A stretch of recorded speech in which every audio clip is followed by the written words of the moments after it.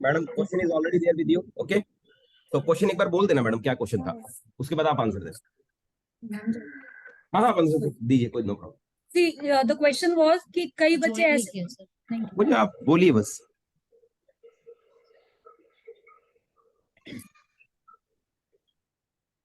Yes yes, no problem, आप question बोलकर start कर दो बस, आंसर पहले क्वेश्चन बोल दीजिए। हाँ जी। पूजा मैम रिसेंटली शी टोल्ड कि कई बच्चे ऐसे होते हैं क्लास के अंदर जो अच्छा परफॉर्म कर रहे हैं, बट एग्जाम टाइम में वो अच्छा परफॉर्म नहीं कर पाते हैं। तो इसके लिए हमें टीचिंग स्किल्स में क्या क्या इंक्लूड करना चाहिए? तो पहली आप बोलिए मैम। पहली बात तो ये कि हमारे ऐसे बहुत से बच्चे होते हैं जब वो क्या करते हैं, जब हम इंडिविजुअल टेस्ट कंडक्ट करते हैं ना मैम, शॉर्ट टेस्ट जिनको हम स्लिप टेस्ट भी बोलते हैं एनवीएस और केवीएस के अंदर, स्लिप टेस्ट जब हम लोग कंडक्ट करते हैं ना तो उसमें बहुत अच्छा परफॉर्म करते हैं, पर जब अंडर प्रेशर उनको ओवरऑल लास्ट टाइम पे परफॉर्म करने की बात आती है तो वो थोड़ा सा डेविएट हो जाते हैं, अपने अचीविंग मार्क्स कह लो कि इतने अच्छे मार्क्स नहीं आ पाते हैं। तो ऐसी केस में हमें क्या करना चाहिए? तो हमें उसके लिए सबसे पहले तो एक स्ट्रैटेजी फॉर्म करनी है। पहले तो उन बच्चों को आइडेंटिफाई करना पड़ेगा कि कौन ऐसे हैं। दैट मीन्स वो प्रेशराइज हो जाते हैं एग्जाम्स के टाइम पर कि हमें अच्छा नहीं परफॉर्म कर पा रहे हैं। तो उस केस के लिए हमें पहले उनको उन चीजों के साथ वो क्या बोलते हैं, एक्वेंटेंट करवाना है कि ऐसे टाइप ऑफ क्वेश्चंस आते हैं, usually short to come questions जो होते हैं ना कि पक्का ये तो एग्जाम के अंदर आने ही वाले हैं, तो उन क्वेश्चंस के ऊपर उनको 100% फोकस करवाना है। देन लेटर ऑन फिर की प्रैक्टिस और स्लिप टेस्ट जो हम एक एक छोटे छोटे पार्ट्स पे कंडक्ट करके हम उसको स्लिप एग्जाम्स कंडक्ट करवा सकते हैं। जैसे 50% of the text book is being covered in the first half.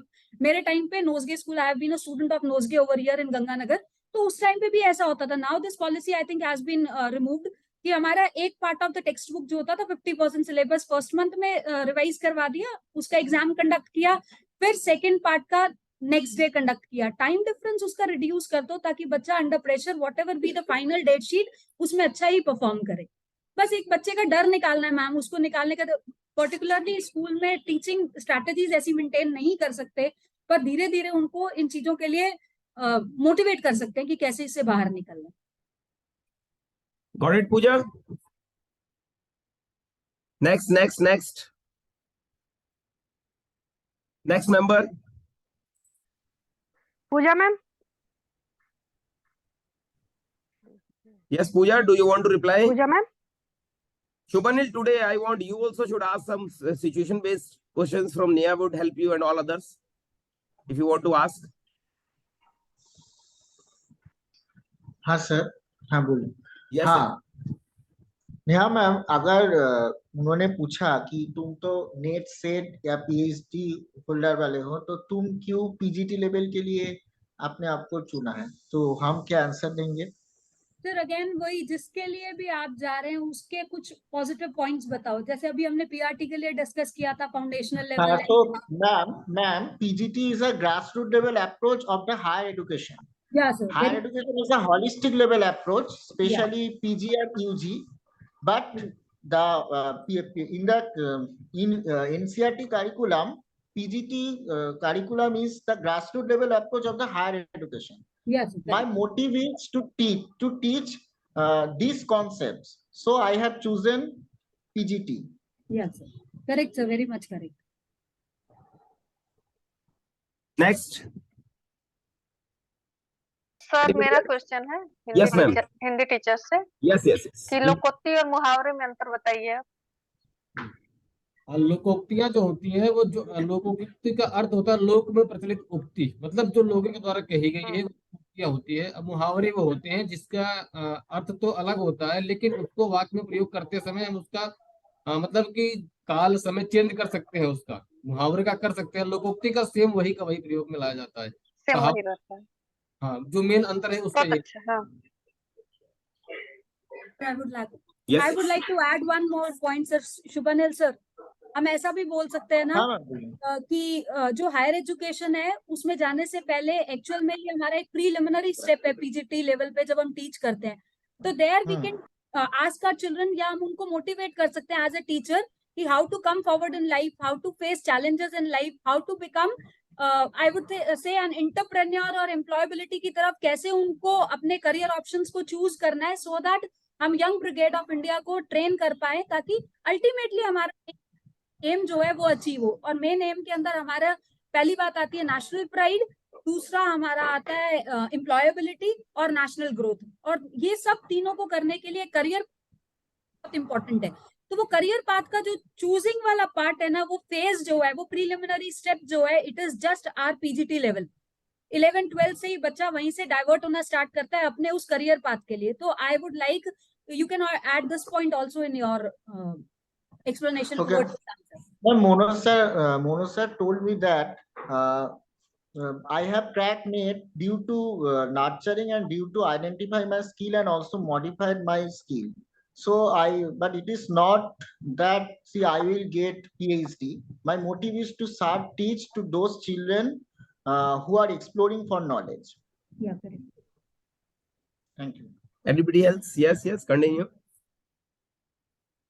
Sir, आप लोगों ने कुछ स्कीम्स के बारे में पढ़ा है क्या, जो स्कॉलरशिप स्कीम्स चल रही हैं बच्चों के लिए? तो आप लोग सब अपने अपने लेवल के ऊपर, पीजीटी पीआरटी लेवल के ऊपर, वो स्कीम्स के बारे में थोड़ा पढ़ के जाइए। Such as NTSC, PGT level वालों को पता होना चाहिए what is NTSC. There is a scheme called national means cum merit scholarship scheme, उसके बारे में पता होना चाहिए। और इसके अलावा देयर इज अ लाडली योजना also that is being run for the girl child, उसके बारे में पता होना चाहिए। जेंडर इंक्लूसिव फंड के बारे में पता होना चाहिए। तो ये थोड़ी थोड़ी स्कीम्स हैं जो हमारे गर्ल एजुकेशन को प्रमोट करने के लिए जो चल रही है, उनको आप थोड़ा प्रिपेयर करके जाइए। And there are a few surveys also that are running in the country, जो कि एक्चुअली देखना चाहती हैं कि what is the health of Indian education या एजुकेशन स्कूल्स के अंदर बेसिकली। तो वो स्कीम्स जो सर्वेज है, सच एज नास के बारे में आपने सुना होगा, नेशनल अचीवमेंट सर्वे, और एक ऑल इंडिया एजुकेशनल सर्वे भी है मिनिस्ट्री ऑफ एजुकेशन का, AIES करके, AEIS ऐसा कुछ करके है। तो आप उसके बारे में थोड़ा पढ़ के जाइए। Okay, ma'am. Yes, any more situation based question from anybody? Anybody want to ask? Ma'am. Yes. Neha ma'am. Neha is coming. Neha, get ready. In PGT level from 9 to 10, the new education policy where implemented the multidisciplinary approach. But ma'am जो science का student है वो एक subject science से चुनेंगे और एक subject commerce से, एक सब्जेक्ट आर्ट्स में, ये उसका हायर एजुकेशन में कोई प्रॉब्लम नहीं होगा अगर इस तरह की क्वेश्चन उन्होंने पूछ लिया?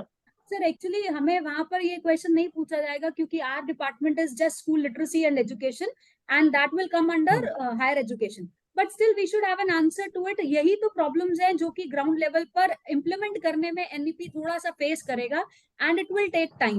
वोकेशनल एजुकेशन के सब्जेक्ट को कैसे ऐड करेंगे, एक्स्ट्रा करिकुलर एक्टिविटीज का कोई हार्ड सेपरेशन नहीं होगा, उनकी इक्वल वेटेज है। अभी तक तो बच्चे बड़ा आराम से उसको देखते हैं कि आर्ट्स के अंदर थोड़ा ले लेंगे तो मार्क्स अच्छे बन जाएंगे, but it would not be like that later on.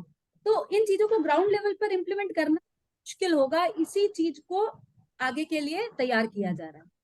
Cross curriculum तो ठीक है, लेकिन अगर किसी स्टूडेंट ने फिजिक्स उसका अगर फ्यूचर प्लान है, फिजिक्स में वो ऑनर्स और मास्टर डिग्री करेगा, तो वो अगर फिजिक्स और जियोग्राफी और हिस्ट्री चुनेगा तो ये तो उसका, अगर मैथ नहीं चुना तो उसको तो हायर एजुकेशन में प्रॉब्लम होगा ना? जी सर, पर ये सर वही बात है ग्राउंड लेवल पे, पर उसको कैसे सॉल्व करना है अभी उसके लिए कुछ पॉलिसीज ड्राफ्ट नहीं हुई हैं, तो they won't go into that detail for you, because ये हायर एजुकेशन की बात आ जाती है।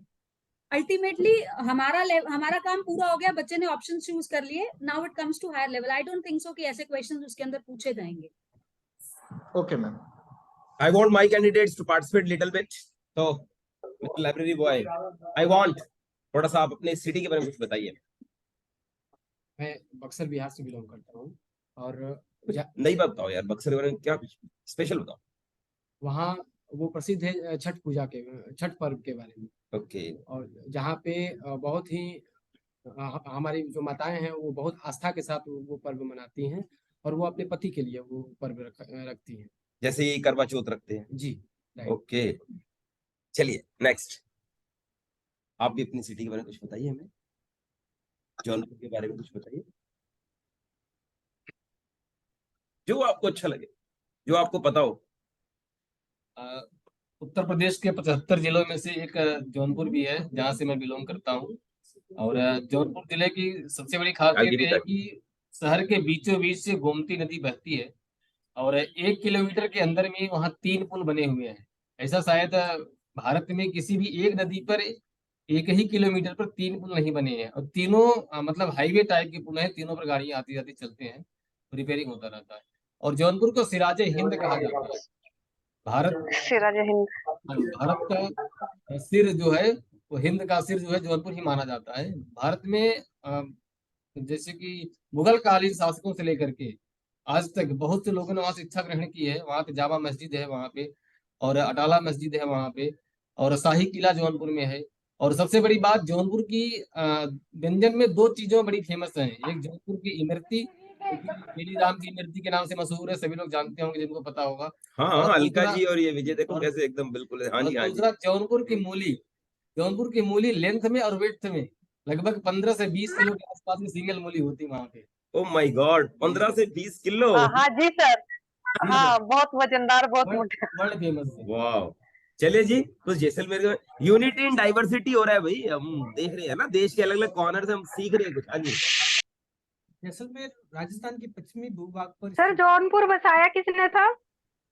जौनपुर जौना शाह ने बसाया था अपने भाई की याद में। जब उसका भाई मारा गया था तो बिहार से जब युद्ध करके वापस आ रहा था, रास्ते में जौनपुर में रुका था और उस शहर का नाम जौनपुर रखा उसने। पहले उसका नाम जमदग्निपुर था, जो कि जमदग्नि ऋषि के नाम पे रखा हुआ था। तो उसने अपने भाई के नाम पे जौना शाह रखा, जो कि युद्ध में मारा गया था उसके नाम पे।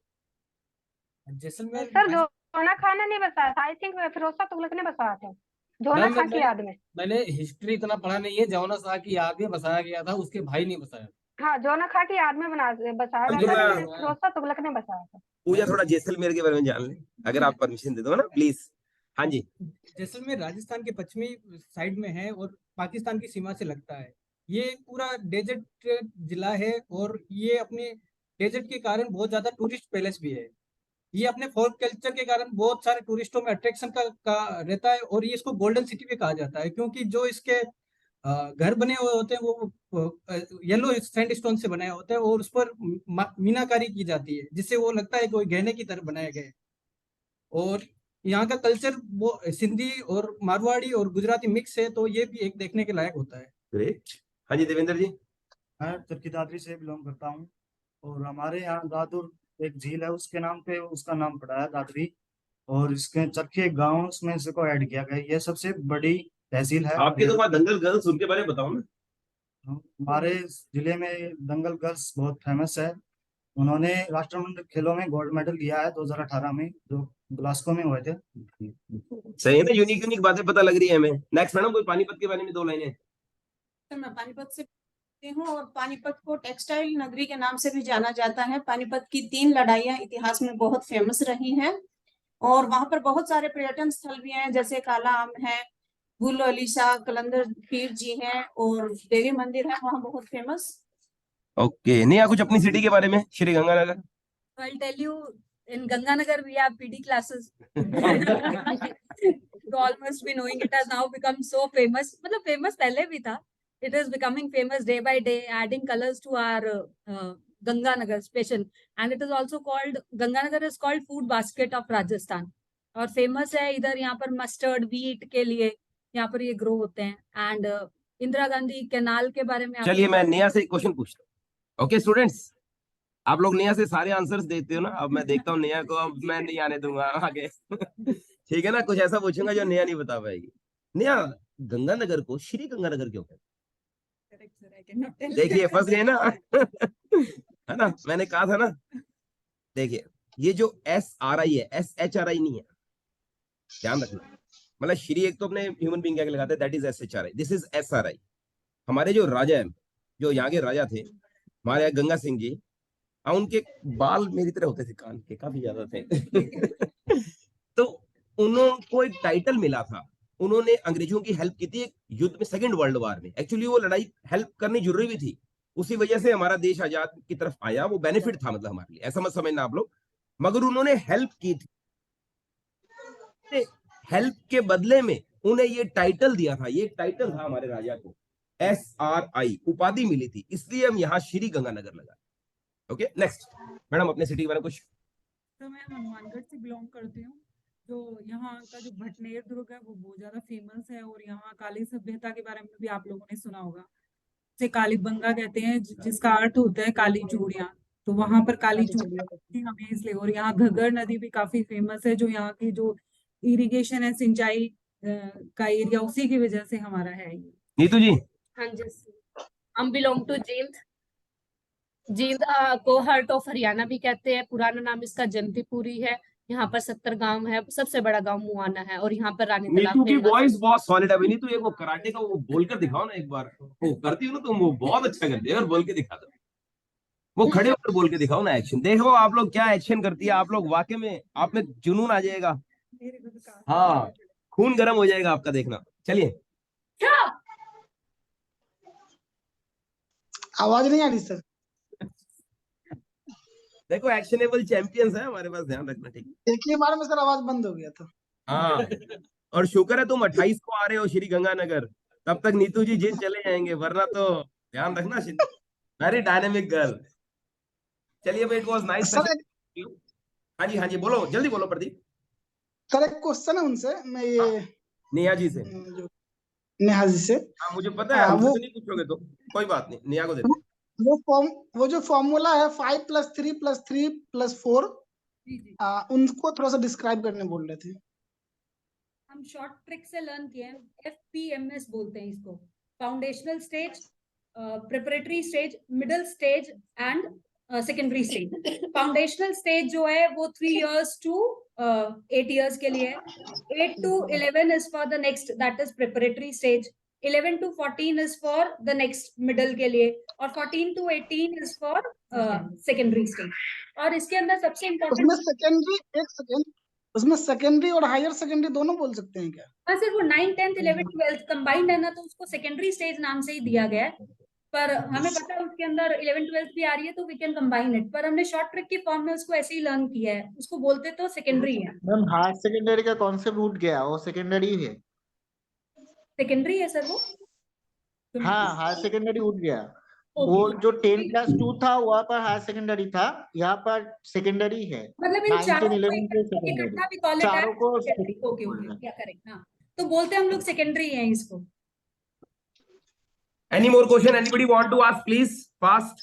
ये सर, ये किस समिति के द्वारा तैयार किया गया था? सर एक NEP 2020। NEP 2020 आई थिंक कस्तूरी वो रंजन, कस्तूरी नंदन कमेटी, कस्तूरी रंजन जी की कस्तूरी रंगन सिंह। ओके, इसरो के अध्यक्ष।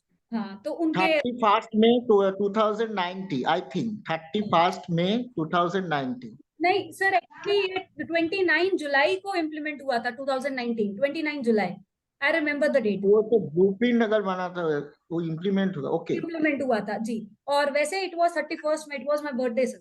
अरे वाह, ग्रेट।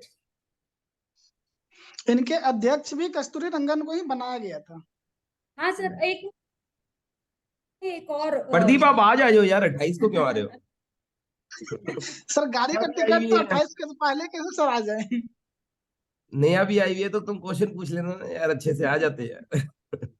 हाँ जी, सर मुझे एक और नाम अभी शायद रामामूर्ति करके एक नाम है, वो भी इनके साथ, जिन्होंने शायद UGC के हेड रहे हैं, कुछ ऐसा कुछ है वो इनके साथ। नामामूर्ति कमेटी 1992 का था ना? जी जी जी, उनका भी इसके अंदर कंट्रीब्यूशन है सर, मुझे जहां तक याद आ रहा है। NEP का, NCF और NEP का कुछ है सर, मैं थोड़ा कंफर्म करके बताऊंगी। I am not revised it actually.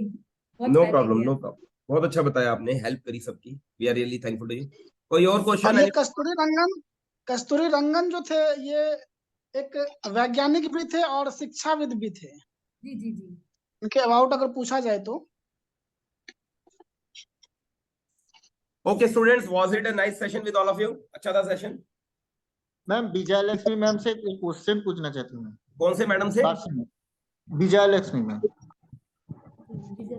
Vijay Lakshmi madam? Ma'am आप जब, हाँ मैम, नहीं वो क्वेश्चन नहीं है। हम बोल रहे हैं कि आप जब जाए थे इंटरव्यू में, वहाँ पर कोई बायोडाटा और CV आपको बनाना पड़ा, वो लेकर जाना पड़ा आपको?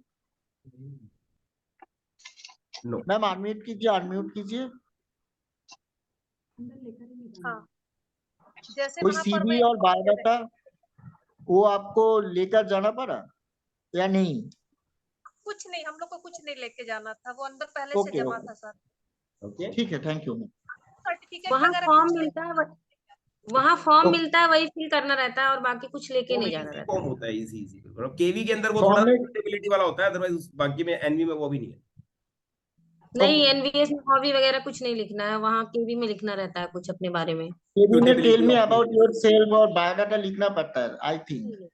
नहीं, ये सब कुछ एनवीएस में नहीं, कुछ नहीं। एनवीएस में ओके ऐसा नहीं कुछ है। Okay, thank you. Okay, students, it was a nice session. Please say bye to everybody.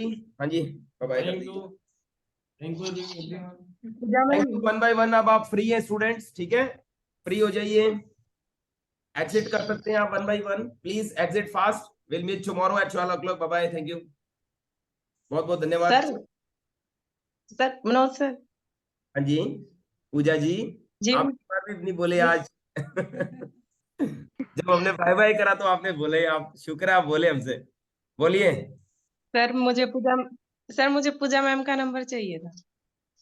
हाँ जी मैडम, आप मुझे एक व्हाट्सअप कर दो, लिख दो send me Pooja number, I will send you the contact number, ठीक है? Okay sir.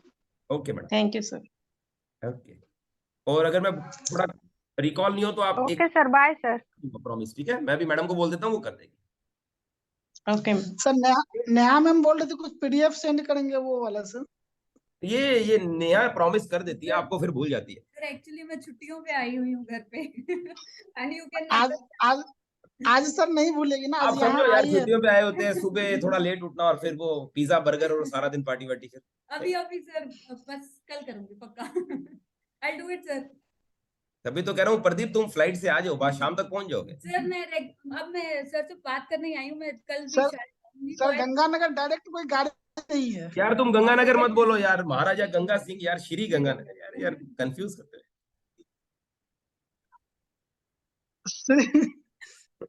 ठीक है, कोई नहीं, वेलकम हो आप।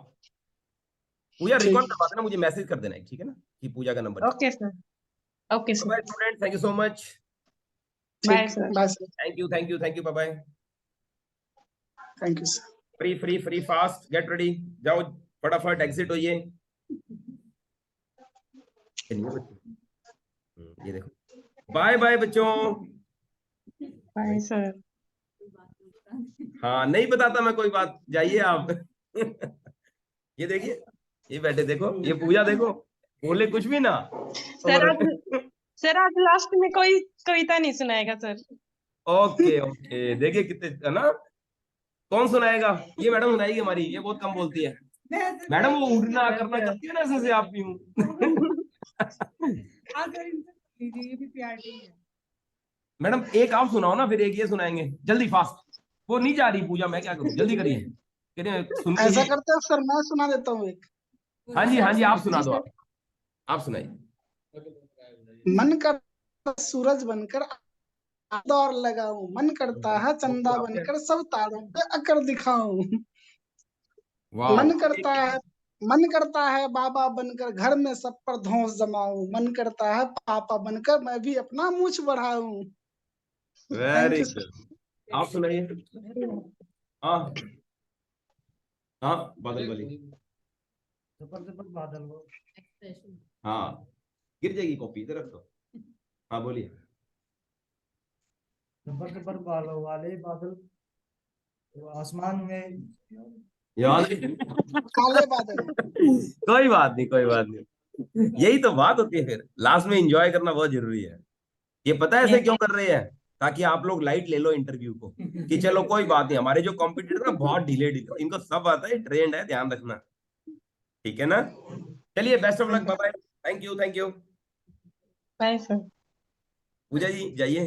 अच्छा Pradeep, Mandeep, bye bye bye bye bye bye.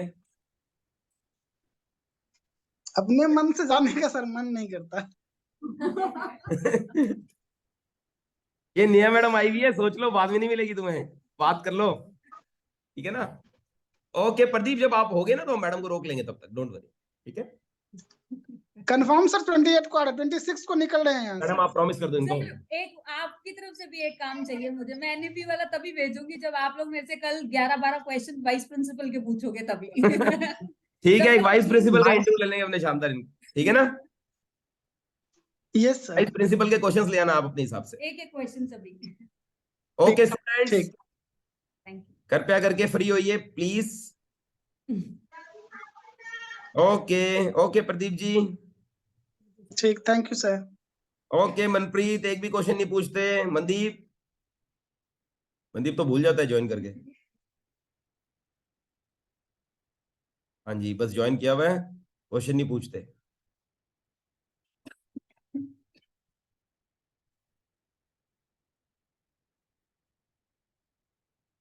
Bye bye.